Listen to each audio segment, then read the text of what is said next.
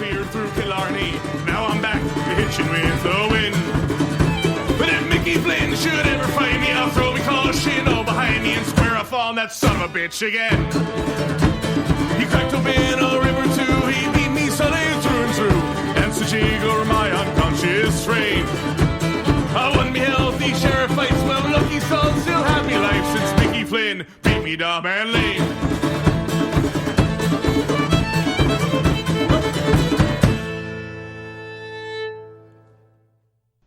Hello and welcome to another episode of the PTBNL podcast, the podcast that we swear to God will be named sooner rather than later, especially if Rob has anything to do with it. He has threatened all of our lives in the group text.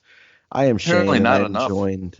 Well, we'll eventually get there. Steve is like on a semi-hiatus right now, and he names everything for us. But I am hosting this one tonight, Shane. I am joined by Rob, as well as Scott and Andrew. Rob, I'll start with you. How are you, sir? Well, I'm still alive, so that's a good thing, right? I would say so, yes. You're semi-irreplaceable here. Scott just woke up. How are you, man? Doing pretty good. Accidentally fell asleep after a hard day of sitting in front of my monitor and not leaving my house. Got a lot of work done today, so I deserve that nap. Full disclosure, like it's typically, because Scott's, again, for everyone, or first-time listeners, if you've forgotten, Scott is the true West Coast guy over here, so he's out of Newport Beach. I'm usually the one who has to re-wake up again for this, so this is going to be a change of pace. And then we're joined with Andrew as well. Andrew, who we didn't hear from for the last couple episodes, was actually driving 22 straight hours back from his job. How you doing, Andrew? I'm doing pretty good. I mean, as well as you can be without sports, and it feels good to be home for a little bit, which could be for a better reason than being, quarantined, but it feels good to be home. Yeah, it's certainly good. But we are glad to hear that, well, all of you guys are well. But Andrew, we hadn't spoken to you in a bit, so glad to hear that you're doing pretty well.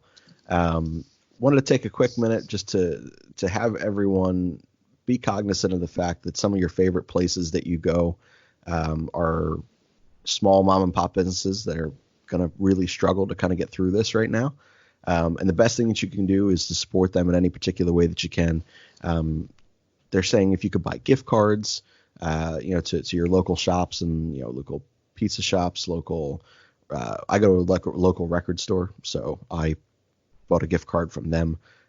Any little bit of income is going to help them kind of withstand this crap that we're going through right now. And then another thing you're going to want to do is our intro outro music. We mentioned this last time. It's the Jackdaws. You can find almost everything you need on their website. It's www.thejackdaws.com, or search them on Facebook. It's just the Jackdaws. They are an Irish band, an Irish like folk rock band that travels the country, and the entirety of their income relies on their ability to play and perform shows for all of us. Obviously, this is something they're unable to do at this point, and it's something that bands all over the place and solo artists all over the place are unable to do. So one way that you can continue to support them, if you have the means to do so, is to go via Patreon and subscribe to some of their content. They also have a podcast called The Rookery. The podcast itself is free, but if you'd like to join or subscribe to their Patreon, you get additional exclusive clips and sounds from them. And then again, if you want to purchase any of their CDs, they have great T-shirt and merchandise selection. But it really does. It makes a world of difference. They're great people. Those who run your local businesses that you guys, typically frequent, they're also great people. At this point, if you have the means to help other people out, we strongly suggest and encourage you to do so. So Jackdaws, we're always listening to you. We're always helping you out. And best of luck to you. Best of luck to any of the small businesses that listen to us. And then obviously musicians everywhere. But we're going to jump into some stuff since there's literally nothing else to do. We told you that we were going to bring you as many podcasts as we possibly can over the next several weeks or months, however long this sports hiatus and the kind of world shutdown is going to last. So we're going to jump into, let's start with some baseball stuff. Now, you know what? We'll get to baseball stuff. Let's start with the GM things, just because this is fresh on everyone's minds. It doesn't seem like there's a quality GM in the city outside of Rob, your DOE, your GM for your Philadelphia Flyers over there in Chuck Fletcher. He looks like a fucking genius in this city right now. Is there any other GM in the city worth speaking about at this point? Not in positive terms. No, definitely not. Although I think people are overreacting to the Eagles situation. I mean, Howie, he hasn't been great, but I do think people are overreacting a little bit. But yeah, Chuck Fletcher, far and away the number one GM in Philadelphia right now. We are very much so prisoners of the moment, both positive and negative here in this city. I remember when we traded for Gene Segura, I was losing my mind already, saying that Klentak was the best GM in the city. And then when the owner opened up his wallet to acquire Bryce Harper, I was praising Matt Klentak for that as well. And then equally so, we were ripping him for everything else that was occurring. That happened the rest of last year and this offseason as well. So let's be real. So go ahead. I say, let's be real. Bryce Harper was a Middleton move. That was not. Well, that's what I mean. Move. We're prisoners of these moments. And we need, when things don't go right or when things go a way that we believe, should have gone at least the Malcolm Jenkins route, should have been different, especially when we see the numbers of the deal that he got in New Orleans. It's hard to not find the punching bag and locate it and be like, nope, it's Howie. Howie's the punching bag right now. He's an awful GM. And the reality of it is, I don't know that he's that great of a GM. We get the Super Bowl. It was kind of a magical run. The guy, they don't draft well. They don't develop well. They acquire these aging contracts and hope. And then he says, we got to get younger. And in doing so, he chooses to get rid of arguably the best and most consistent player on both sides of the football, in Malcolm Jenkins, and an all-time great Philadelphia Eagle. I understand why everyone's pissed off. And the same kind of thing is happening right now. If you end up not paying JT Realmuto, which we will pay JT Realmuto, I think everyone needs to calm their tits on that one. You don't send Sixto Sanchez over and your other potential catcher of the future, which is still laughable, and Jorge Alfaro, and not sign JT Realmuto. But we're prisoners of the moment right now. And when you take a look at the successes of all these teams, the one team that's shown the most success at this point over the last year and a half, it's been the Flyers right now, because the Sixers have not been very good either. Scott, how would you rate Elton Brand in this city in terms of the job that he has done? He was kind of handed a pretty good team to start out with. He can't take any credit for any of the process stuff. The real fatal flaw of the Sixers seems to be just a chemistry thing, which is partially on the GM. But we'll really have to see what happens, as there's kind of a call for either Joel Embiid or Ben Simmons' heads. People are pretty angry about him, and we'll see what happens once Brett Brown's kind of let go, because let's face it, we all know that's inevitably happening right now after the season. Of course. It's a shame. I think we're all Brett guys here except for Rob.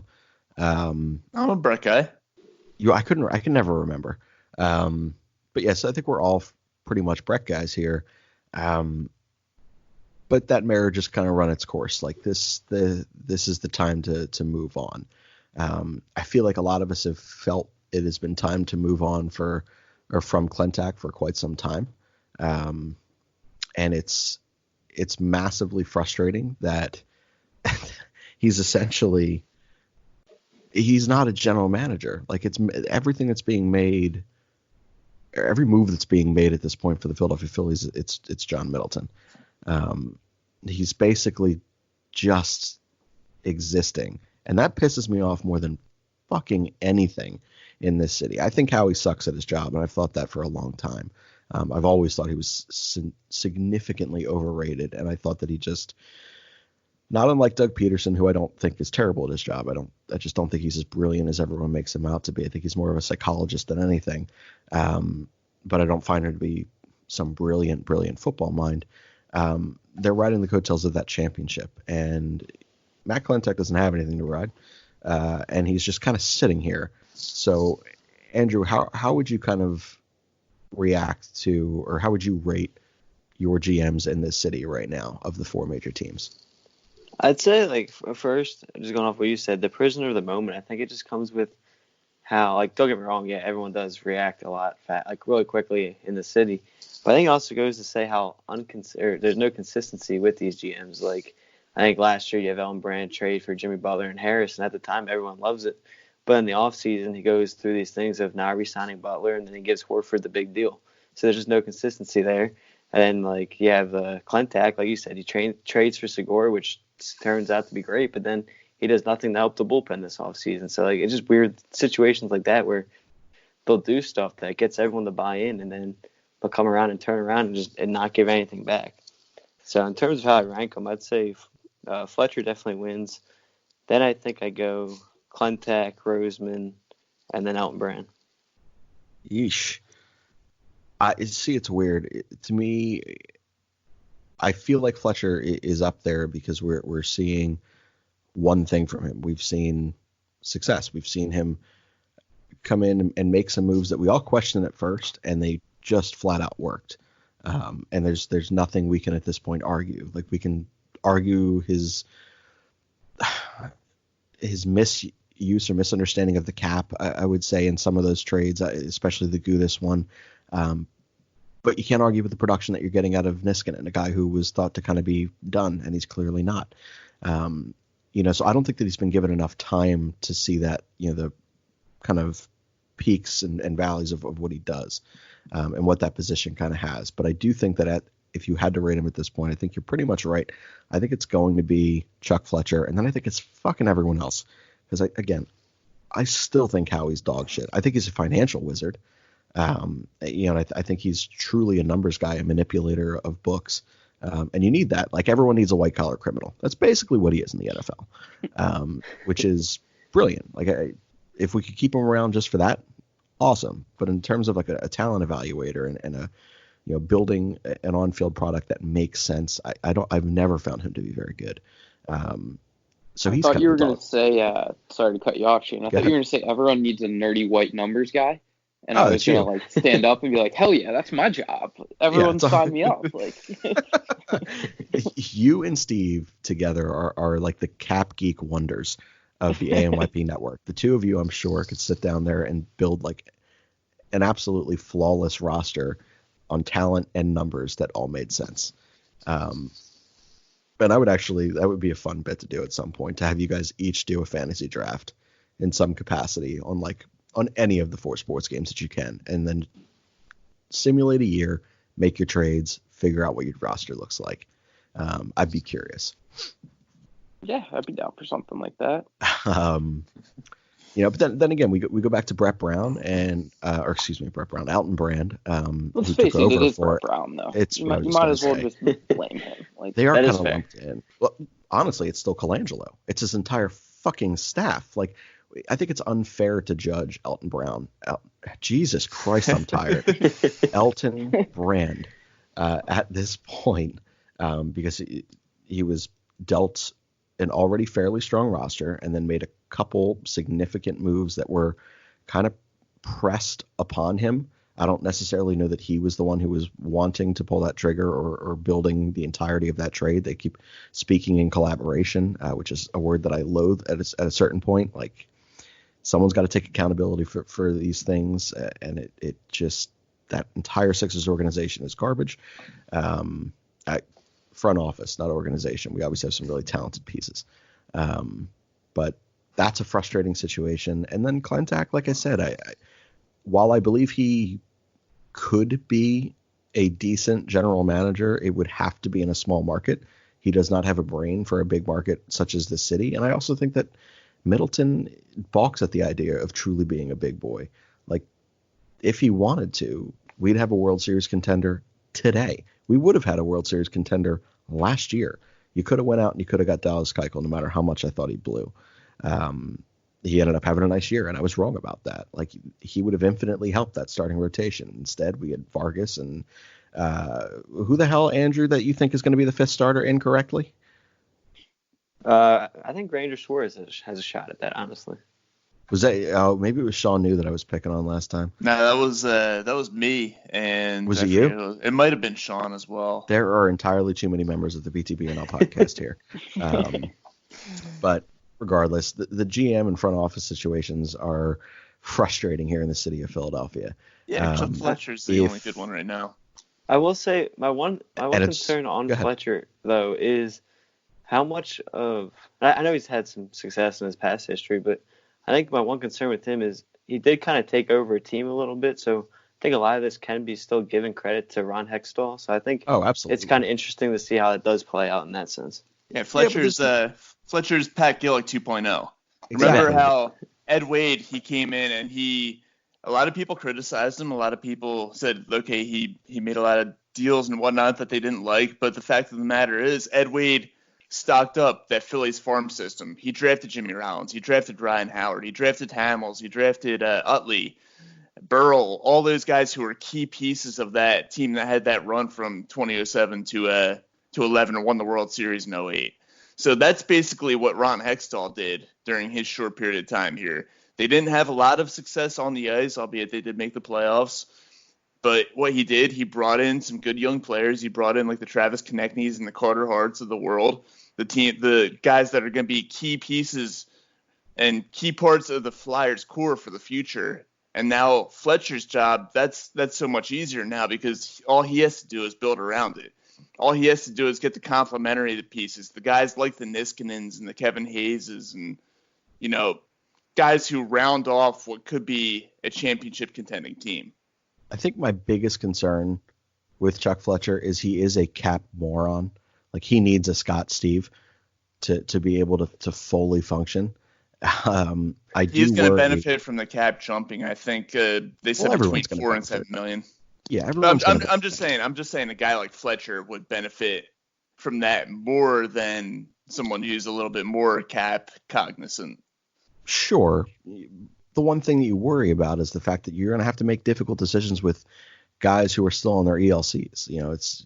Do they get bridge deals? Do they just get their first long-term deal? What's the value of those? Like who's going to be willing to take a bit of a bargain price to stay in Philadelphia? Who are you going to have to overpay a little bit? You have the expansion draft coming up.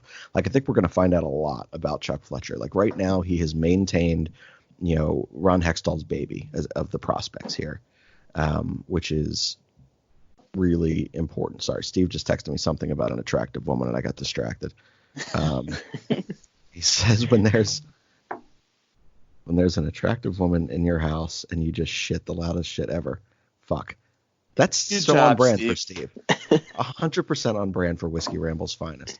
Well, he's not on this show, but there's his embarrassing story.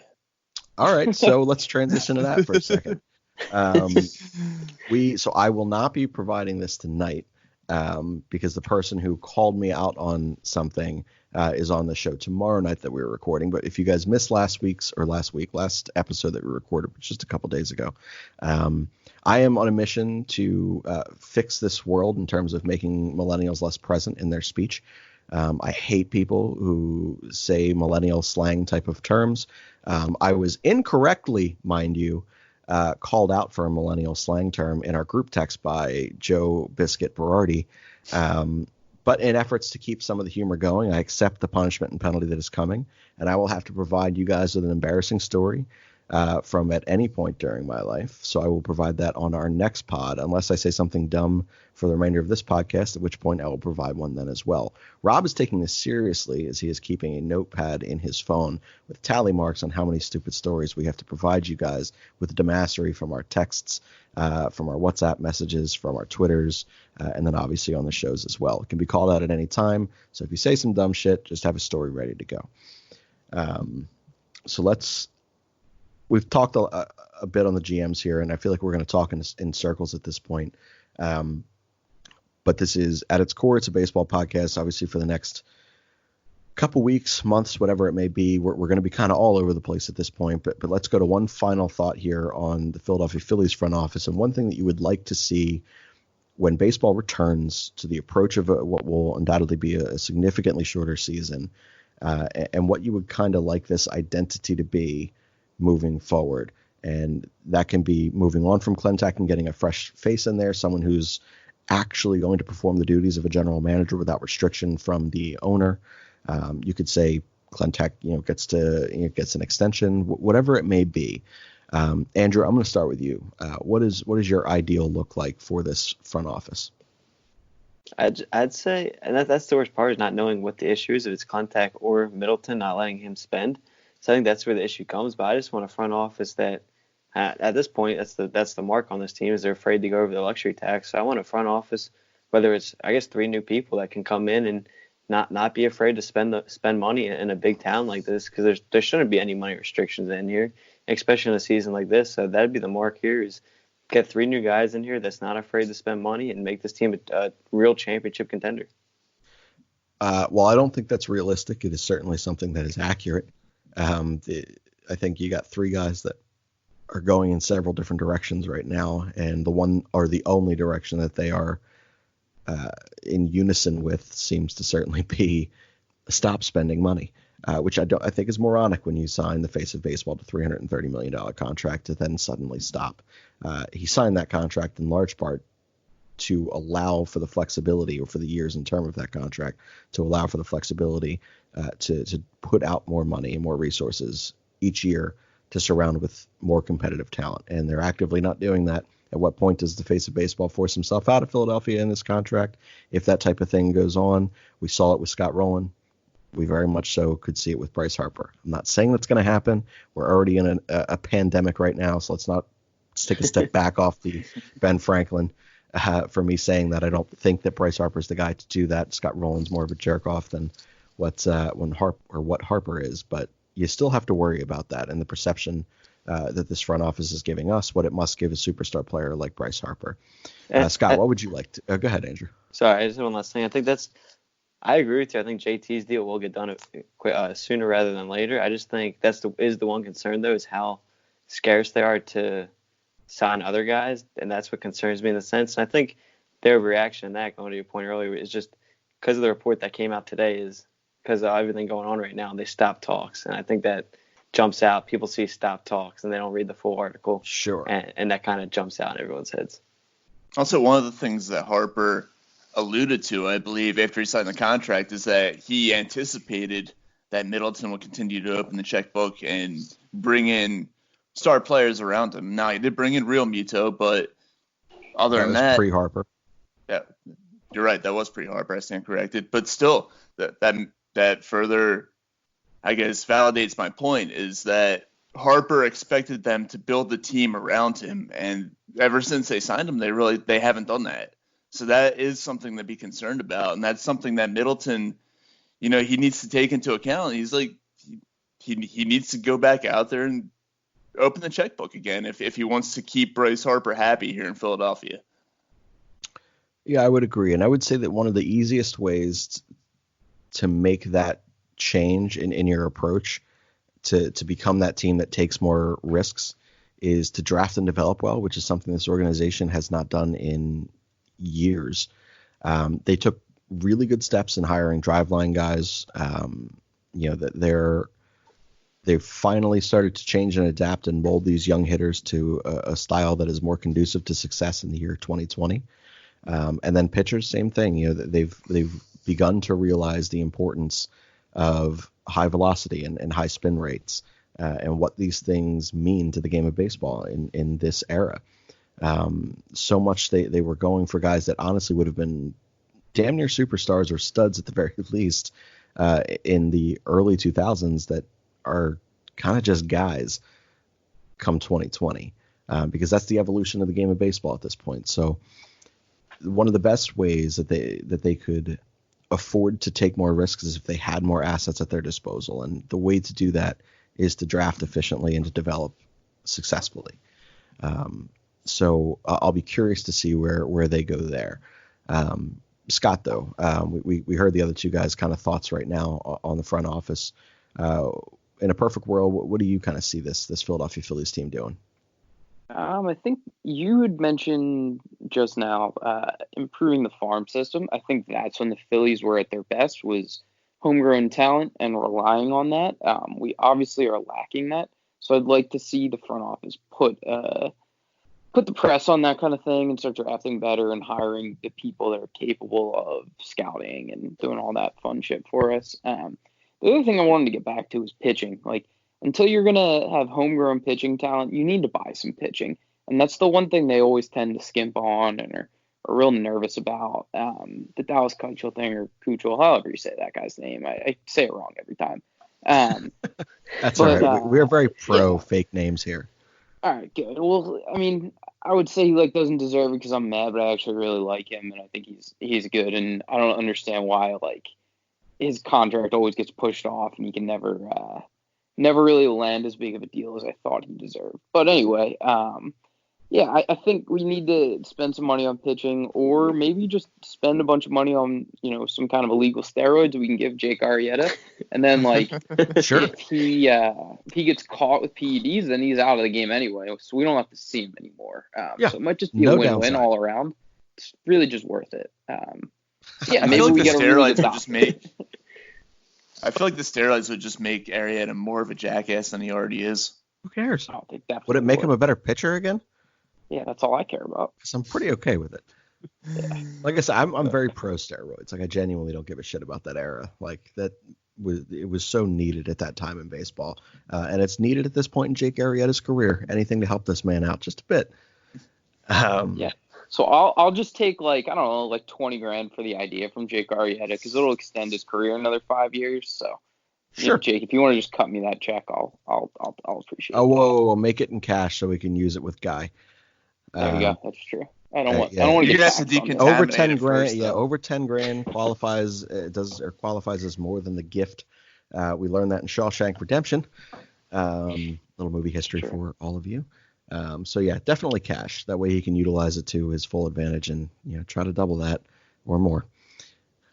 Big gamblers here. Me and Scott were kicking the tires on potentially gambling on a live streamed MLB The Show game if Rob was able to get that up and going today, which he was unfortunately not able to do. I was not able to find a willing combatant because nobody else responded to it. All right, well, here's your chance, man. So any listeners who listen to this, I've been much better about getting this show out night of or next morning.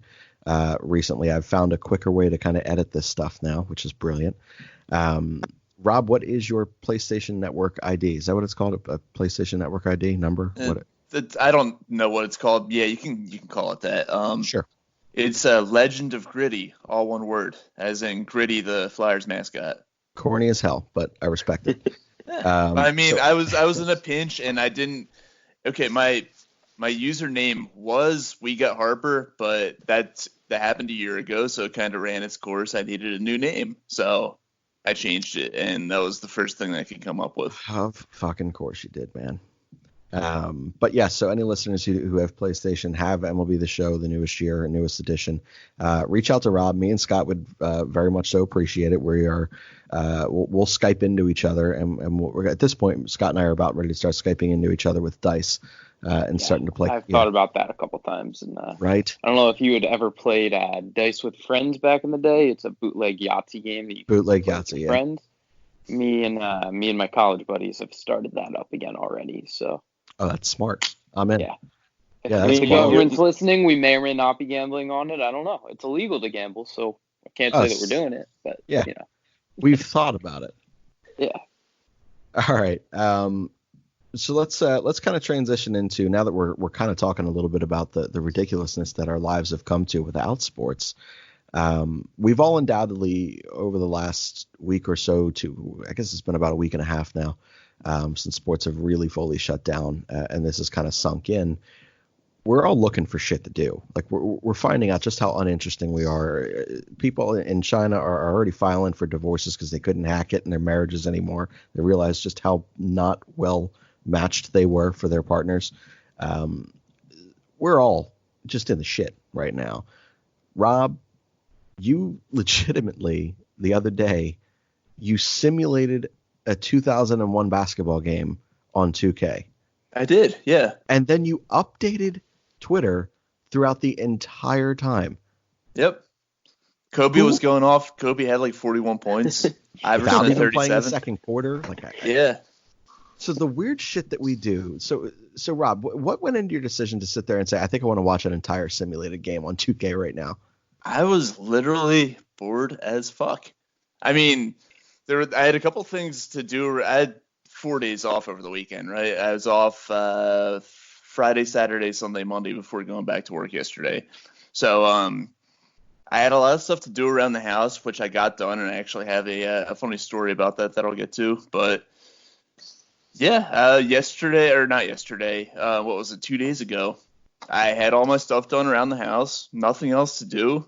I wanted to watch some sports, so I figured I would turn on NBA 2K, which is 2K19, by the way. I don't have 2K20. I picked the 0-1 Sixers and the 0-1 Lakers, and I would run it back with the 2001 NBA Finals. I set the quarters to 12 minutes. I'd set the broadcast to, or the camera angle to broadcast, and set it to like the most normal. I think I set it to whatever the highest difficulty level is. So like be realistic with two CPU teams playing against each other.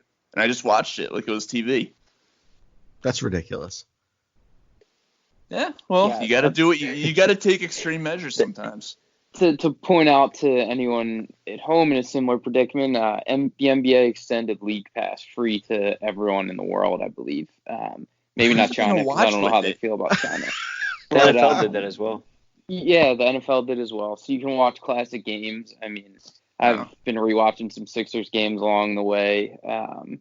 They're not much better the second time, if anyone was wondering. They're still really rough to get through, and they're not that fun. So I don't know if I recommend watching the Sixers.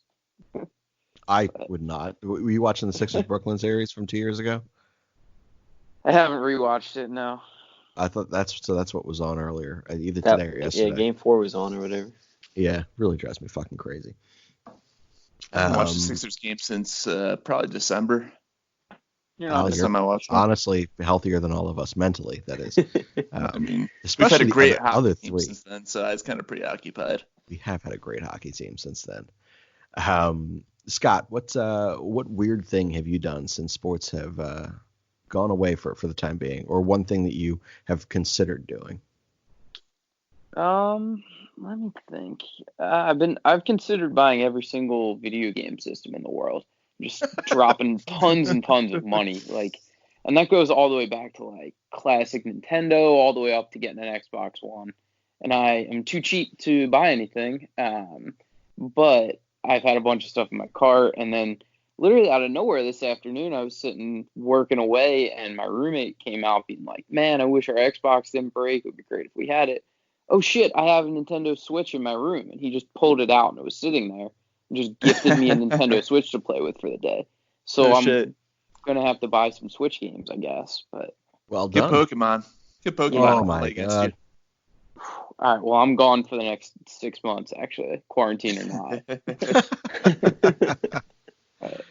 Oh my god. Andrew, you've been on the road for a bit of it, in preparation to be on the road for a bit of it, but have you done anything strange to kind of occupy your time at this point, or thought of doing anything kind of strange? Yeah, I mean, it's not too strange out of the realm, but I kind of thought about, just getting in the car, driving for a little bit without like a end destination, kind of just driving around the town and seeing what's going on. Or nothing. I mean, there's nothing going on, so there's not much to see, so that's why I haven't really done it. Plus, it costs gas money. But I've also finally got back in the habit of reading again, because I've been so busy with work and stuff that it's been a while since I've actually been able to pick up a book. So it feels good to be able to do that again. And all right, man. Well, what are you reading? A lot. Right now, I'm reading a book called Act of War by Brad Thor. Have not read it. It's pretty good so far. I'm about a little over 100 pages in. I'd recommend it. All right. Well, what's it about? Title to it. It's about it says kind of a group of people are about to go across seas and like kind of getting a lot of spy stuff, and it's the big mystery book. And then obviously something kind of cliche in a way. Something goes wrong, so now they're trying to investigate everything what happened. So sure, it's just one of those classic mystery kind of books, but very intriguing. My type of stuff. Oh, that's cool. So that's what 3 of us on this podcast know how to read, and the other one's Rob. So, Rob, why don't you tell us what the last book that you legitimately read was, just out of curiosity? Here it is. It's actually right here on my desk. It's He carries it with him everywhere he goes. Everybody's still on page 4. No, it's The Subtle Art of Not Giving a Fuck by Mark Manson. Great book, by the way. Nice. I still need to read Tell you guys a story. the book they came up with after that. All right, the next, it sucks. Don't read the next one. It's fucking terrible. But did I tell you guys the 2 stories about that book, the Mark Manson book? It's the first time, anyone who has not seen or read this book, the first one's excellent, by the way. You should read it. Well, if you're, straight, white, and male, mid-20s, you should read it. Everything else, I'm sure, perfect for all you. of us. Exactly. No, in all seriousness, it is if you can, put aside some of your ridiculousness of, everything offends everyone. It's a very, very well thought out book, and there's a lot of really cool stories within it. But if you've never seen the cover of this book, it's like a neon orange, and it says the word "fuck" on the cover. So that's why I bought it. It's the only reason people buy it, because holy shit, there's a curse word on a cover of a book, and it's a bright ass color. We're like, shiny objects must touch. Wet paint, yeah, it's wet. That's where we're at. That's why I bought it. I was like, I'm gonna fucking give it a go, and then I was pleasantly surprised. But I was reading it, and I couldn't stop reading. I think I read it in like a day and a half, but I was working at my old job, and I was at a service desk location with that bright ass book, with the binder or the cover facing out, with my feet up on the desk, and a guy comes in, I'm sure to file a complaint of some sort, and here I am with a book right in his face, says The Subtle Art of Not Giving a Fuck. Here I am at a neon lit service counter, feet up, not even looking or acknowledging this human's existence. And I'm like, well, my bad. He goes, can I, you know what? Never mind. Didn't realize why. Put it together afterwards. Quality book to read if you work a service desk. Second story, significantly better story. Met a buddy of mine, Josh, who, by the way, if I've ever recommended any book to you, it's probably come as a recommendation from him first. He reads some pretty obscure shit, gets to me, and I'm like, everyone needs to read these. Ironically enough, has not read Subtle Art of Not Giving a Fuck, but that's fine. We go to the diner to grab breakfast before work one morning, and there is just close your eyes, picture it, kind of like gothic-ish type of chick that would work at a diner. Can you picture? It looks just like that. That's exactly who she is. She's smoking fucking hot working at a diner and reading that book with the whole just, I really don't fucking care about this job or anyone that I have to serve food to look. And I fucking dug it. And this is the first time that Josh and I neither one of us had been single in this moment, and neither of us knew how to operate this situation or navigate this situation. We're so used to hitting on a girl for the other person and making this work. And we started that transaction only to realize, oh shit, neither one of us can go through with this. We just left. We just left like a $25 tip in the middle of hitting on this girl. She went and got us coffee, and we're like, oh shit, we can't take her home. All right, we're gone. And we just had to fucking walk away. So now we can't, at that location's forever burnt. Can't go back there. Oh my God. All because of that book. I'm sorry, continue. No, I was saying all because of that book. That story really made me wish that this whole quarantine thing would end so I could go to a diner and have that experience you just talked about. Dude, she's fucking incredible. I'm sorry. There's something about a woman who shows absolutely no fucking interest in me, like preferably a lesbian, to know that there is not a shot in hell. And she just has that true don't give a fuck, ode to the book, look on her face where I'm like, yeah, yes, I know you hate me. Yep. This will be fun. Yep. Those are the best kind of girls and the worst kind. Well, you can't get in a relationship with that. Or you can, but it would just be interesting or loud or just violent. I don't know. I don't really know if there's a downside to anything I've just said. But yeah, I don't know how we got onto Subtle Art of Not Giving. Oh, because Andrew reads books and Rob hasn't in his life. Hey, I did just order a book though, and it's one that would be right down your alley. It's the 2020 Baseball Prospectus. All right, that's the quality. I literally just went on Amazon and I ordered it like 2 seconds ago. It's just because we called you out for not knowing how to read. You don't have to buy books. No, it's because I looked at my bookshelf and I saw the 2018 one, and I decided I wanted to get the 2020. Like they have Audible, man. It can read to you. Jesus. But good on you. We appreciate you trying to join the club of readers. And you're not going to shit else. Go ahead, Scott. Somewhere through that long story there, when you mentioned a diner, all I got stuck about thinking is how I've been cooking more lately because, kind of can't not cook in times like these. Exactly. So today for lunch, I pulled the ultimate fat guy move / probably what they do at a diner, which makes toast delicious. But I cooked some bacon in the pan. Yes. And then I slapped down the bread in the pan and pan fried it in bacon fat. Yes. And ate way too much of it and then kind of felt pretty sick for a couple hours. And that's why I took a nap. That, honestly, you've done everything right. Yeah. That's a sounds valid so reason right there. Yeah. So I was just about to say, because I just made an excellent dinner last night, but then I remembered that Scott is the one human I know who cannot eat fucking chicken. Yep. I made a Cajun rub, like full chicken over like this like seasoned spice kind of a rice type of thing. It was fucking incredible. Stephanie even ate it. She never eats anything I cook unless it is like seafood or steak. She's not a big chicken or pork or anything person. But even she ate it, and I was like, damn, I was going to talk about this to Scott because he's another person who cooks, and I can't because you don't eat chicken because you're broken. I can still imagine it. So I can appreciate anyone at home just cooking away right now, making all kinds of weird marinades and sauces and all that. Oh, shit. yeah, absolutely. And like pretty soon, like if you've been into a grocery store in the last like 72 hours or maybe even longer, like you're essentially cooking like Pepperidge Farm bread. That's about the only thing that's left. It's not a good scene walking into. Yeah, they just put out a thing that they're going to start sitting. We got so off topic. We're at 41 minutes right now. It's fucked. But they open up new hours for senior citizens because they're like high risk humans and they shouldn't be leaving the house. So we're like, let's put you all in one place so that you can all die at the same time. So they're going to open up these stores for them without the rest of the population to go. What the fuck are they going to buy? There's fucking nothing there. Yeah, they're going to get like really bran. They'll It's get not even the raisin bran, just straight bran. They'll Which, get the by the way, government cheese. is better. The government cheese. All right. Well, we are significantly off topic at this point, so I'm going to reel it back in for a minute. Let's see. All right, so we have one more baseball topic and then one more, kind of fun-ish topic.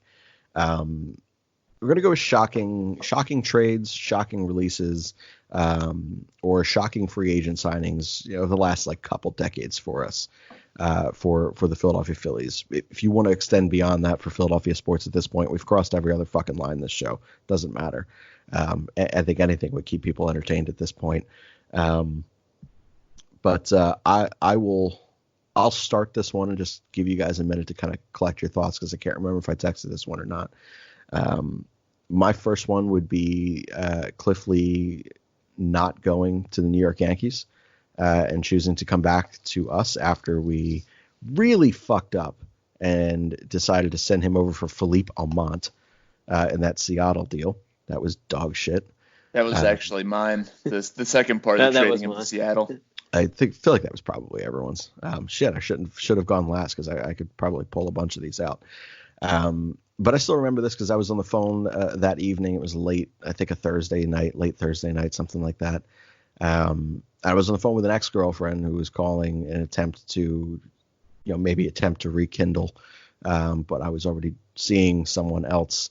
And it was an awkward phone call, and I just remember my phone was buzzing a lot. And I think at the time I was still on a BlackBerry, I want to say. I think it was like a BlackBerry Curve, something like that. Doesn't matter.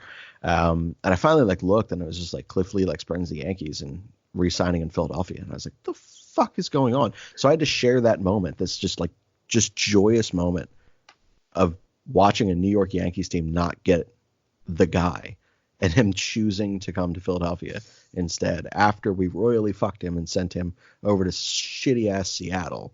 And I had to share that moment with an ex-girlfriend whom I didn't particularly enjoy, as a human, at all. But I still remember that for fucking ever. So that was definitely one of the ones that shocked me a bit. We're obviously talking about this one due to the Malcolm Jenkins thing. Not that I think it shocked a bunch of people, but it stings. So Rob, I'll start with you, man. What kind of surprising cuts, trades, and signings do you have for us? Well, that was the first one that I was going to go with was that Cliff Lee being traded to Seattle in exchange for bum-ass Philippe Beaumont, Tyson Gillies, and JC Ramirez. Literally, they traded an all-star Cy Young caliber pitcher at the time to Seattle for a bunch of guys. I think Almont is the only one. I don't know, maybe Ramirez sniffed the major leagues at one point, had a cup of coffee. Almont's the only one who got like any sort of considerable amount of major league time, and he sucked when he was up, and I don't think he's even playing baseball anymore. So, He's playing like a Japanese league or some shit somewhere. Okay, well, he hasn't been playing in North America in quite some time. So that was quite a terrible trade. They got literally no value in exchange for one of the best pitchers in baseball. But they did get him back 364 days later. 1 day less than a year. I'm looking at it right now. Yes, sir. Scott, let's go to you. And again, you can expand beyond the Philadelphia Phillies if you want to. It doesn't matter to me. I guess I don't know if this was necessarily a shocking trade, but it was kind of when I lost my proverbial innocence towards baseball. I would say the tandem of Scott Rowland and Curt Schilling getting traded away for next to nothing. Literally the only player I remember out of this was Vicente Padilla, and we had the birth of the Padilla Flotilla. So we essentially traded Curt Schilling for a group in the stands that me as, like a 10, 12-year-old loved. But when I realized that the Phillies sucked, and, I'd ask my parents, like, why are they trading the best pitcher? Pretty much their response to me was just like, yeah, he's very expensive. We're going to suck for a while. Get used to this. And that's the most honest Philadelphia answer ever from a parent. Yeah. The Phillies weren't particularly great at that point, but that was when we just kind of went through the doldrums and it sucked. And watching the Phils after that point, I believe that's when I became a man in the eyes of the major leagues. Just I knew what heartbreak felt like. Yeah. I knew what heartbreak looked like. Andrew, what trades or signings do you got for us? I'd say the first one for me would be the Brad Lidge trade and there was like late November 2007. Because, like, the year after you finally get back in the playoffs and they just moved Brett Myers to the closer, so we all thought, like, he would be the closer, and then they go out and make the move for Lidge and Bruntlett just to move Myers back into the rotation. And I think that one really came as a surprise to a lot of people. Yeah, I think that's a good point. Yeah, obviously, and Lidge was, coming off a couple struggling seasons there in Houston. And it looked like Myers hadn't really carved a spot out for himself in the rotation, and that things weren't really going to work out for him there. And he willingly accepted a bullpen, position, and ultimately it was the closer's role, and had some success. And his stuff did definitely play out of the pen, out of the back end of that pen. Ironically enough, he went on to close in Houston, later on in his career. So that's a good poll too, mainly just for the circumstances around it, not necessarily the wow factor of any players moved. I would say one of the things for me was also, so this is a player that no one remembers or knows anything about, but Michael Taylor, not Michael A. Taylor, the cartoon avatar that, have you ever looked at his MLB picture on the MLB at-bat thing? Yeah, it's pretty strange. It legitimately looks like it's out of MLB The Show, like it's like a creative player. Like he doesn't look like a real human. So not that guy. I'm talking about the shitty Michael Taylor, whom had one interview on WIP back in 2008. And people were like, wow, this guy's amazing. He's 6'6", he's an outfield prospect. He's got speed. He's a true 5-tool guy. And, he's going to be another cornerstone player. He'll be ready in a year or two. And I'm pretty sure he moved him in the fucking Joe Blanton trade. Is that the trade that we moved him in? I don't have it at my fingertips right now. I think you might be right. I do remember I thought that he ended up with Cincinnati at one point in his career. He may have ended up in Cincinnati at one point, but his only major league experience that I recall was like 6.5 fucking games in Oakland. But he was like this I don't want to say out of nowhere, because like he was a strong prospect, like for what he was, but he was certainly not untouchable. But in typical Philadelphia fashion, he got on the radio once, and Philadelphia deemed him untouchable. He hasn't played since 2014. Yeah, not shocking. But him getting moved for nothing was kind of strange to me. A guy whom we all assumed was this big prospect. The other one was Kyle Drabeck. Obviously, moving Kyle Drabeck in the trade that we did to acquire Roy Halladay, like, you make that trade 10 times over. But it's weird how adamantly against moving him that they were previously for Roy Halladay. And then they went and did it anyway. Like, they didn't have to put him in the Cliff Lee trade. And then that next offseason came, and they're like, oh, well, let's revisit the Halladay. All right, fine. Do you want him? You can have Kyle Drabeck. And Drabeck didn't have a fucking major league career either. He ended up pitching out of the bullpen in, like, Arizona. But he was another, like, top prospect guy that I just honestly just assumed was going to be a Philadelphia Philly. So those were a couple ones that were strange to me. Go ahead. I just looked it up. Taylor was part of the Roy Halladay trade. They sent him and Drabeck over for Roy Halladay. But was he immediately moved? Yeah, and then he was moved from the Blue Jays to the A's. Yeah, he played for the A's and the White Sox. It was not the Reds. White Sox. His career, 37 I feel games. significantly better about that trade now that he was included in a trade for Roy Halladay versus Joe Blanton. I retract that last statement. He's got 1 home run and 1 RBI. Was it against the Phillies? It probably was. Like interleague play. He's playing for Oakland, so I mean, it would have interleague play. Interleague. Let's see. Who did he hit it against? Now I'm curious. I'm looking it up right now. Go ahead. All right, he hit that rabbit hole. He hit it against the guy who gave up Bryce Harper's walk-off grand slam last year, Derek Holland. There we go. All right. Anyone else have any other shocking kind of thing? And you can go again beyond just the Philadelphia Phillies, even though this is a baseball podcast. We wouldn't know it, but we are.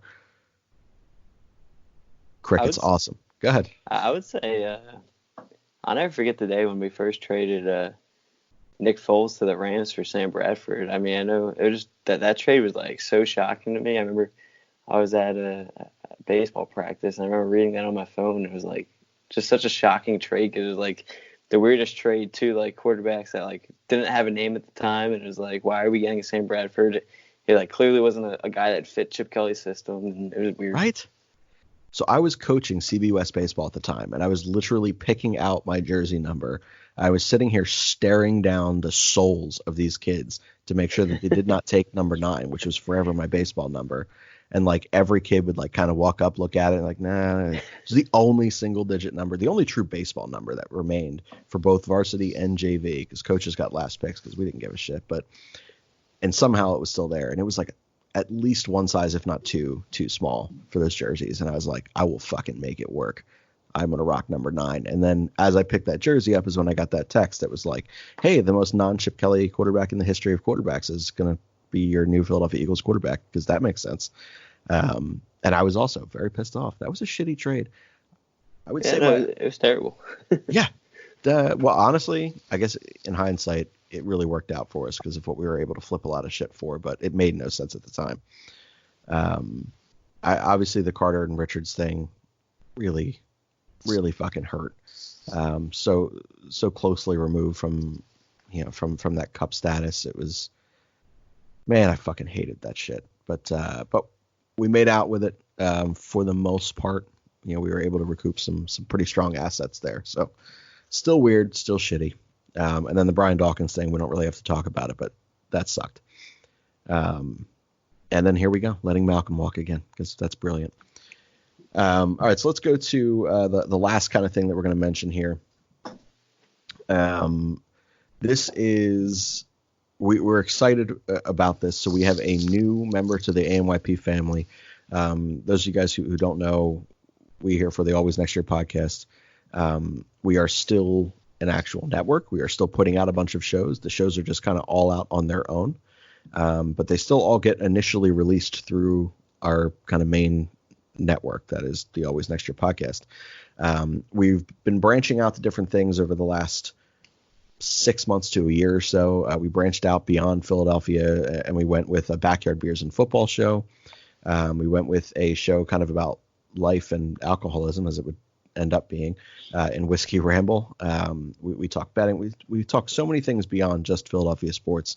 And we're excited to announce this is our very first comedian. So Tommy Nicoletti, a guy who's performed at Club Helium. He's performed at some fucking place in Doylestown that I'm blanking on the name of right now. Los Pocos, maybe? I don't know. Fuck it. I think it is Pocos. Yeah, they do. Is that what it is? There. All right. So, yeah, I couldn't remember. But very, very funny. So he is going to bring a comedy podcast over to the Always Next Year podcast. We have no idea what it's going to be called yet. We've just acquired and we're just kind of in this building mode right now. But comedy is something that when there's no sports going on and you want to be offended by someone, but in a loving way, comedy is your go-to. It's tough for comedians in this world because of how sensitive everyone is, but Tommy does not care about that line. You're going to have fun with him. We're going to have fun. It's going to be a good time. So I figured before we talk a little bit more about Tommy, we would just kind of go around, and most of us here at ANYP are pretty big comedy fans, not so much in the sense of the genre, but more so the stand-up route. Scott, I know you're a big stand-up guy. What are some of your favorite comedians that you go to, whether for Netflix specials or live shows? I'm a big fan of all the guys that stem from Joe Rogan. So Joe Rogan, Tom Segura, Bert Kreischer, Brian Callen, all those kind of guys. But they're fairly common. I actually think Bert Kreischer put out a new special the other day on Netflix. So I haven't watched it quite yet, but I'm sure it's hilarious. He always is. One of my favorite comedians, and this is a really good time waster. His name's Big J. Okerson. He does a podcast called Legion of Skanks, but he also does a Sirius XM radio show called The Bonfire with Dan Soder, who's also a hilarious comic. They put out, I would say, once or twice a week, they put out an hour of them, just riffing on the show, like kind of the highlights from it all. So you could potentially go on YouTube right now for free and just watch, all the Bonfire highlights from the last 2 years and laugh your ass off. They're very offensive. They definitely, toe the line a little bit, kind of to our new family members. Same tune. So I would probably recommend going down that rabbit hole for anyone who is interested in comedy and crowd work and just kind of offensive comedy is a good way to put it. Offensive comedy. All quality mentions. Did not know the last one. Wrote that one down. Small sub story or side story. Bert Kreischer. I can't even say his last name. It was recommended to me by a buddy of mine, Ian, who I mention a lot for a guy who is not a member of this fucking podcast, or this network, I should say. But everything he recommends to me, I watch for 5 seconds and I'm like, this is fucking dumb. And I turn it off. And then I have to stumble upon it again on my own later. And then I have to text him and apologize because it was so fucking brilliant.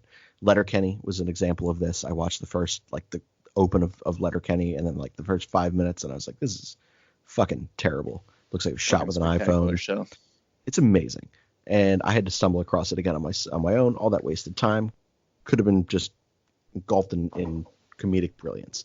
Same thing for Bert, whatever, the Machine. I hated him at first. And then I watched the first, I had to stumble upon that particular special, The Machine. And I was like, all right, this guy's fucking brilliant. He's fat as fuck, doesn't care, goes up there shirtless and awkward and makes it work. And I'm like, if I could have another life, I would want to be him. It's amazing. And also Tom Segura, saw him live at Parks, also with Ian, big comedy guy. And he's fucking brilliant. He is so damn funny and just offensive was the right word. Andrew, I know you're not too big on comedians. Do you have any favorite types of comedy or comedians if you got anything? I don't know. I'd say just comedy movies, I guess. I mean, there's obviously a lot of good movies out there, comedy-wise. So I just say I'd stick to movies. I mean, I know it's kind of cliche, but guys like Kevin Hart, I think they always come up big in those kind of movies and just different kind of movies with him in it. A very Philadelphia name. That works out. And then, Rob, you had mentioned that you had actually seen someone live on a cruise. Who was that comedian? I honestly, there are two comedians. This is the cruise that I went on back in November to Bermuda. I can't remember either one of their names because neither one of them are seriously popular, but they were both very, very good, and they deserve to be more popular than they are. So once I remember their names, be it like on the next show that I'm on or whatever. I will give them a shout out because they're definitely deserving. In fact, the first one actually called me up on stage for part of one of his skits, which is pretty cool. But That's actually my biggest fear in life. it actually worked out for me because I got to meet two pretty attractive girls after that. So Well done. yeah. Way to play it cool. I would I have cried. parlayed it. Yeah, would have been I was tears. pretty bad up there. I definitely had no clue what I was doing, but I found a way to make it work out. There you go. I was Go ahead, I was Scott. at I saw Big J Okerson, one of the guys I mentioned. I saw him live in DC a couple years ago, and I had the same fear that you have, Shane, of being called out in the stands or whatever for doing something stupid or whatever. But when his opener got on stage, he kind of just like gave them all crowd work because he walked up, he was laughing, and went, "I just walked in on a couple fucking in the bathroom." And then we all waited for them to come out of the bathroom, and everyone cheered for them. And then the entire night, they just all ripped them apart. So it alleviated my fear and led me to see one of the funniest things I've ever seen live. Like, That's absolutely amazing. yeah, it was great, and they were really good sports about it too. Like, they were embarrassed at first, and then they just warmed up to it, and Oh, you went have to along at with that the show. point. You do have to, especially like that. That's like a funny thing to get caught for. It wasn't like he walked in, like, saw you shitting and then also called you out for having a tiny dick. Like, that would suck much worse. Yeah, I would just leave. I think that'd be Yeah. it. Oh my God. Actually, That's I do have a comedian to add now that I think of it. Go for it. Ron Pearson. I don't know if you guys ever heard of him. Say again? Ron Pearson. Have not. What's He was also- his special? He was also on a cruise. Well, on one of the cruises I went to. His name just came back to me. At the time, I was too young to go to the show because it was more for adults. But I do remember the name just came back and clicked to me. So I never got a chance to actually watch him. But I heard he was pretty good from my dad. Nice. All right, we'll have to check him out as well. I'm a big Jim Jeffries guy. Love Jim Jeffries. He is, I think he's got like 4 or 5 specials out on Netflix. Has a show that got canceled that shouldn't have been. But very, very funny human. Comedians, I could talk for hours on stand-up comics, man. I love when people find that line and willingly cross it. So long as it's in like that, like perfect comedic tone. Like, there are ways that you're just kind of a condescending asshole and you're like, well, you're a piece of shit. But if you have that, like, that pure delivery of a comedian, it's just so accepted and so brilliant. And when you find the ability to cross that line in that way, that's what makes comedy so awesome. And I think that's what you guys are going to get from Tommy. If you guys want to follow him on Twitter, it's at Tommy_Nicoletti. That's at Tommy, TOMMY_Nicoletti. It's NICOLETTI. I think I spelled that right. If not, follow, or you can jump onto my Twitter or the ANYP Twitter. We've both sent some shout outs to him. Mine is at Shane_Mead. The ANYP one is at ANY Podcast. You guys have any final thoughts? Comedians, baseball, life, any other embarrassing stories, anything you wanted to share? Rob, I think you wanted to come back to something, but I think we may have all forgotten about it. Yeah, I mentioned that I was cleaning out my room over the weekend. Yes. I came across something that I hadn't seen in probably like 6 or 7 years. I found a pocket pussy.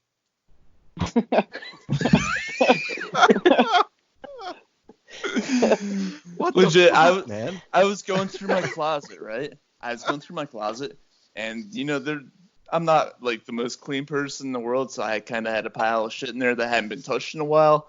Like the pocket pussy. I was going through the pile of stuff, and I came across these, like, an old pair of dress shoes, right? And as I reach in to pick up the dress shoes and move them I was going to get rid of them. I was going to throw them in a trash bag, right? So I reach into the dress shoes, and I feel something inside of the one. And I pull it out, and it's a pocket pussy. Whose mold was it? I have so many questions. It's Whose mold? okay. So to answer your question, it's the only one I've ever bought. It's Alexis, Texas. All right, so that was obviously an asshole and not a pocket pussy, but a pocket asshole, I have to assume. No, it was a pocket pussy. Interesting. Not known for that. Alexis, Texas, beautiful-ish woman. I say ish because it's more so just the lower half. But what a fucking story. You didn't even say anything dumb. Like, why are you saying this? That's why I had kind of intentionally incriminated myself, if you remember, on the group text. Right. I do remember that. Yeah, this was the story that you guys had, or that you had? Yeah. That's fucking. That's incredible. You're a fucking idiot. I love it. That's so awesome. I also have stories about sex toys. That is miserable. Mentioned, and I will share this one. I'll share this one, and we're going to count this for tomorrow. So, Joe, you know what? Biscuit listens to the show anyway, so he'll come across this. Biscuit, this one's for you. This was not going to be the story that I was going to use, but I'm sure I'll offend someone or cross some line or something that warrants a punishment later in this show. So take it back to my Cliff Lee story, and I was on the phone with a previous Mrs. Shane. And I guess when I was dating her, I was like 18, 19 years old, something like that. So like my sister was like a really innocent, like 15, whatever, like definitely not exposed to anything. Well, I was dating the then Mrs. Shane, and we were fooling around in the living room of my parents' home. But we were using two toys. And I guess they must have gotten home and we forgot, and like we were just scrambling to get dressed. So we got dressed, but we left, I guess, the toys there used, which is fucked. They should have burnt the couch. My sister sits down and the couch starts humming. And she goes, "What the hell is this?" My father picks the pillow up. My father, the same father who taught Rob, Catholic school Rob, elementary school Rob, music, has to pick up a pillow. This God-serving human, Mr. Mike Mead, has to see these two used toys on a couch by his 19-year-old son and his then whatever. I guess I was still dating her at the time. I have to assume, but whatever. And they were full hum. He yelled at my sister, not even me. He said, "Get your ass upstairs right now. Get upstairs." It didn't even click. When he finally did put it together, this was obviously not his innocent 15-year-old daughter, but in fact his filthy 19-year-old son and his then filthy 19-year-old girlfriend left that shit used on the couch. I don't ever remember picking these up or cleaning them at any point, so like he obviously had to pick those up. And like knowing my father, I can't imagine he used like anything other than his bare fucking hands, which is so uncomfortable. But yeah, that's a horrible story too. Fucking sex toys, man. Fucking sex toys. Jesus. Definitely use them, like very good. I'm so glad I opened this can of worms. Dude, I could go on for so long about shit like this. It's a serious fucking problem. I am like I am nearing meeting category level of addict. It's a fucking problem. It's like a hindrance to my existence every single day. Like I put out that poll who could get quarantined with me and who couldn't. And I think 25% of people responded and said that they could not be quarantined with me. I 100% know with fact that my girlfriend is the one who said I could never be quarantined with this man because I have an insatiable appetite. It is such a fucking problem. By the way, are we going to get into that? What's that? Was that part of the notes that we had for this show here? Who we would quarantine with and who we wouldn't? Oh yeah, sure. Fuck that. Yeah, I forgot. Look, I didn't even read half my notes. My phone died, so it's just kind of sitting here. But yeah, let's end on that note then. So let's only do ANYP members. I'm kind of discouraged about this because I had this idea, and then on my way home, WIP also had this idea. So I would like it to be known that when I texted this idea to the group, this was pre-WIP who also ran this idea out there. But we're going to do any ANYP member from any show who is the person we would most want to be quarantined with. And I hope to God, after what I've just said, not one of you select me. And who is the person that you would least like to be quarantined with of the ANYP family? Rob, I'm going to start with you since you brought it back up. Who's the person you most would want to be quarantined with? I'd say probably Steve, because he's always going to be stocked up on alcohol. And he's going to drink most of it himself. And weird Asian porn that's actually a PS4 game. And that, and there you meant the fact that he has a PS4. Video games definitely a plus when you're quarantining, and the fact that he hates when his roommates and shit make noise. So Yeah. That's a good thing. So if I had to pick one person who I would quarantine with, it'll be Steve. Mostly because of his great selection of alcohol that he has. He has one drink. It's whiskey. That's it.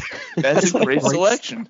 All right, I guess. We are Irish too, but I feel like everyone's going to pick Steve. Steve is the ultimate. He just shows up and does whatever he wants. He has like no responsibility whatsoever. And we have to keep him here because he's the only one who produces consistent ratings. Like he's just like earned that.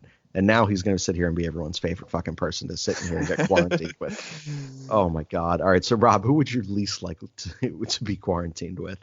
No offense, Boric, but I'd have to go with Boric. Just because from what he was talking about on the last show that we did, he apparently has no concept of social distancing. He's just going out and partying and do whatever. He's the most likely to transfer coronavirus to somebody else. Poor Bork is honest about his experience with his friends, and he gets blamed for the entirety of that story. That's amazing. All right, Scott, person you would most like to be quarantined with. Love you, Bork, by the way. You're a great dude. I think I was going to say you, Shane, until you just mentioned that you'd be humping the couch 20 minutes into it. So I don't think either of us are going to be able to withstand that one. It's an awkward Steve, Christmas after that. Yeah, I was thinking Steve because of the drinking, but at that point we'd both die a day into it because we drink too much. Rob had a pretty good idea going on with simulating 2K games, and I think I could start losing all the money that I've been saving gambling by betting with him while we watch 2K games. I thought you were going to say the pocket pussy was a good idea. Well, I mean, all of the money. That's got to have like hair and lint on it. That thing is going to be sticky as fuck. I cleaned it out. What? And then it sat in your closet, sociopath. What's wrong with you? Oh. That's where the coronavirus started, was Rob's pocket pussy. So never mind, I'm out on that. I think we just accepted Scott's resignation letter. Yeah. Scott just ran through the team. I'm out. You guys are all disgusting. But looks like me and Andrew are holding up together here. Not by default here, just because he's a normal human being. And we could probably watch some basketball together too. Yeah. Oh, that was awesome. All right, Scott, you named a bunch of them, but who would you least likely to be all found of you, quarantined? Pigs, and I hate you all. To be fair, I've been just as gross the last couple days too. I've literally moved 10 steps today, the entire day, and most of those were taken to go shit after eating all of that bacon grease soaked bread. So I feel you guys. I don't have a pocket pussy out here or various sex toys, but I am still gross. But I am still gross. This is amazing. All right, Andrew, most likely to be found quarantined with. Well, first off, I guess you guys keep talking about this Steve, so I guess I got to meet him one of these days. But I've never met him before, so I think one of these days we need to get him on here so I can actually interact with him. And he's the next level Steve. Human being. He really is. Amazing. And then since I already know Joe coming in, Joe Bork, I won't use him just because I already know him. But I'd say, just by the sounds of it, I think I would pick Scott just because I think like the basketball and everything else just seems like we get along the best. Yeah. All right, and then least likely to be found with during a quarantine process. That's a good question. I don't know if I have anyone least right now.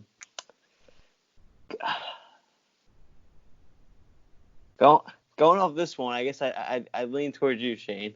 I accept. I think that's a smart choice. You're one of the other 25%ers. But before this one, I don't know if I would have said that. So well, I'm a fucking wreck of a human. This is not good. I would select Berardi as someone that I would want to be kind of quarantined with because he's got good movie taste. I feel like we could just sit there on separate couches, keeping safe social distance, and watch good movies, and that would be fine. And then the person I would least go ahead. I thought you were going to say because he has a girlfriend and, she would probably be there. So you would need that to get you through it. Nothing stops this guy. I'm just kidding. That's really fucking crazy. I also have a female that like I'm tied to. So like I can't. This is ridiculous. You guys think I'm insane. But yeah, I would go with Berardi for Scott's exact reason. And then person I would like to not be quarantined with is actually the person you guys want to be quarantined with, and that is Baby Steve, Whiskey Schmitty, because I have followed Steve and his restroom usages after the whiskey, and Oh boy. It would not have to be the coronavirus that murdered me. It would just be the funk that comes out of that asshole. I would die. I just open that door and just claps. That's it. Done. So Steve, I love you, but man, that is painful. It hurts everything in me to smell that. So yeah. Also, Steve is a very handsome and very attractive and very available member of ANYP, and nothing that has been said today should deter you, female or otherwise, for asking him out. He's a very swell human. What a fucked ending. I feel like, man, like you should have never mentioned Pocket Pussy, man. Now people know a lot of shit about me. They're going to stop listening to ANYP. They're going to be like, I think this guy needs help. This is screwed. You're just going to have everybody knows that I need help. So we are going to have a much hornier audience. That's probably fair. All right. Let's go to Jesus Christ. Let's go to final thoughts here. Final thoughts and plugs. So if you have any other shows that you're on that you want to advertise, if you advertise your own Twitter link or anything else, that this is the time to do so. So let's start with Rob. Go ahead, man. All right. Well, since you brought me up first, I'm gonna plug our new Philadelphia theme show, which we have not yet named. By the way, we, as in Shane and I, that'll be our show. We're actually going to record our pilot episode right at the conclusion of this here tonight. So first episode is going to be us going to the sex shop on South Street. Since we are both filthy humans. Oh man, that'll be an interesting show. Yeah, but we do not yet have any social media. Plugging? We're plugging to stay tuned for the show because we're going to record that pilot episode, and we will have links and social media and all that shit coming up in the coming days. So definitely stay tuned for that. And aside from that, I will plug, since I talked about Chuck Fletcher, everybody knows that I'm the Flyers guy here. Disciples of Ed, Shane is on that show as well. We talk Flyers hockey. We will be coming up with a new episode sometime within the next couple of days. We've been kind of slow because of the coronavirus and hockey being shut down along with all the other sports. But if you want your Flyers picks, definitely give Disciples of Ed a listen. You can also find that on Twitter at Disciples of Ed. All right, Scott, where can we find you, sir? You can find me at SP Novik on Twitter.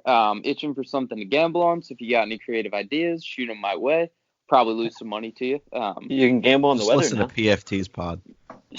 Yeah, it is getting weird. I've been trying to think of different race cars or things that I could build in the house, like tracks and shit, something I could bet on. I don't know. It's getting weird over here. For the love of God, someone gamble with me. That's at SP Novik. All right, Andrew, where can we get you and any of your links? Real quick, betting? Did you guys hear that certain sports bettors are allowing you to bet on the weather forecast now? You can bet on the debate, everything. And this is the best thing I've learned all day. I didn't know that we could do this. I'm going to have to call Guy and see if I can get a live line on the weather here. There it is. Can we bet on when this coronavirus is going to go away? Dollar bill, cooked to the side. I can see Scott right now. Yeah.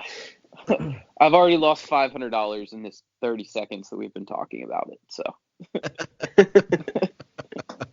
Oh, my God. But So my personal Twitter is AJ_Santangelo. And then I'm also on another podcast with Joe Bork, another host on it, or another member of this podcast, and that's True_Philly Sport. And then I do a podcast with my brothers as well called Philly_Sports Now. And then a podcast with my friend back at school called Pub Sports Radio. Jesus, I always forget that you are just everywhere. I always think that I do a lot of podcasts and that I'm involved in a lot of shit, and then you come around, and I'm reminded that I'm not. But you can, I mentioned it earlier, you can find me, it's at Shane_Mead. You can find Whiskey Ramble, the other show I'm on with Steve. Steve is at Schmitty324. He's the host of that show. The show itself is at Whiskey Ramble PC. And then you can find me on Brotherly Pod now. I'm on that show a couple times a month with Dan the Flyer fan. It's a fun show. I'm also obviously on Rob's. He mentioned that earlier. We have a Sixers podcast that we don't really utilize, but we're looking actively to fully rebrand that heading into next season. So just be on the lookout for that for whenever the hell we actually get back to it. And then we want to remind you guys to definitely follow Tommy and get him a good start. We will eventually be building a Twitter page for him as well for his actual show, but for now, follow his personal. It's at Tommy_Nicoletti. Again, that's Nicoletti.